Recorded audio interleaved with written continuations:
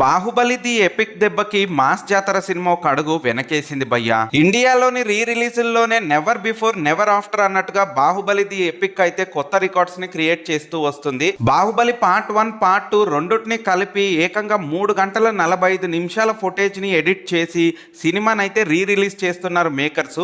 దాదాపుగా సినిమా 4 గంటలు ఉండబోతుందని తెలిసి కూడా మన ప్రభాస్ ఫ్యాన్స్ అయితే సినిమాని కొత్త సినిమా రిలీజ్ అవుతున్న రేంజ్ లో అయితే సెలబ్రేట్ చేస్తున్నారు. ఏకంగా ప్రతి గంటకి 5,000కి పైగా టికెట్లు బుక్ అవుతున్నాయి ఓన్లీ మన తెలుగులోనే. మొదటి నుంచి 31st కే మాస్ జాతర సినిమాని రిలీజ్ చేద్దామంటూ మేకర్స్ ఎంతో కాన్ఫిడెంట్ గా ఉన్నా కూడా ఈ హైప్ ని చూసి వీళ్ళైతే ఒక్కడుగు వెనక్కేసి సినిమా రిలీజ్ నైతే నవంబర్ 1st కి పోస్ట్ పోన్ చేశారు. కానీ సినిమా ముందు రోజు నుంచి చెప్పిన డేట్ కి అంటే అక్టోబర్ 31st ఈవినింగ్ అయితే పేడ్ ప్రీమియర్స్ ఉంటాయంట. అయితే బాహుబలి ది ఎపిక్ సినిమాని చూడడానికి చాలా మందికి అయితే ప్రభాసే మెయిన్ రీజన్, కానీ ఇంకొంతమందికి వేరు వేరు రీజన్స్ కూడా ఉంటాయి.